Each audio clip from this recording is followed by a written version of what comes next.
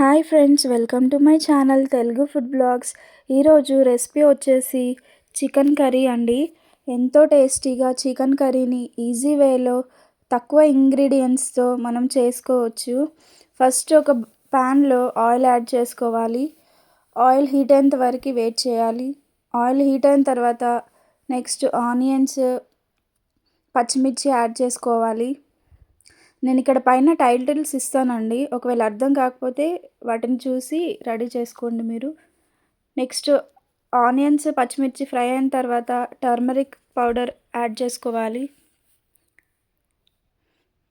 Turmeric powder మంచిగా fry అయిన తర్వాత ఆనియన్స్లో నెక్స్ట్ అల్లం పేస్ట్ యాడ్ చేసుకోవాలి. అల్లం పేస్ట్ పచ్చివాసన పోయేంత వరకు అల్లం పేస్ట్ ఫ్రై చేసుకోవాలి. నెక్స్ట్ చికెన్ యాడ్ చేసుకోవాలి. చికెన్ ఆయిల్లో మంచిగా ఫ్రై అయిన తర్వాత టమాటోస్ యాడ్ చేసుకోవాలి.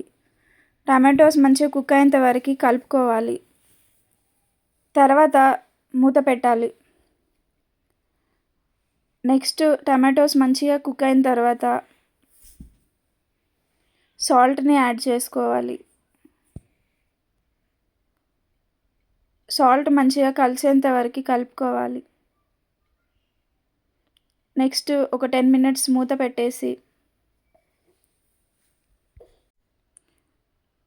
టమాటోస్ మంచిగా కుక్ అయ్యాయి.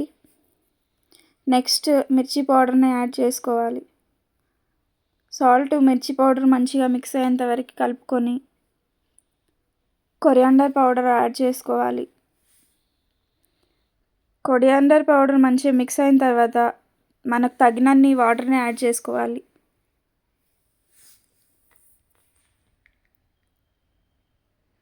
ఒక 10 మినిట్స్ మూత పెట్టాలి. తర్వాత కొత్తిమీర, పుదీనా యాడ్ చేసుకోవాలి. కొత్తిమీర, పుదీనా మంచిగా మిక్స్ చేసుకొని తర్వాత గరం మసాలాని లాస్ట్లో యాడ్ చేసుకోవాలి. అంతే అండి, ఎంతో టేస్టీ అయిన చికెన్ కర్రీ రెడీ. తక్కువ ఇంగ్రీడియంట్స్తో ఈజీగా ఈ రెసిపీని ట్రై చేయండి. ఈ రెసిపీ కనుక మీకు నచ్చినట్టయితే like, share and subscribe. Bye bye.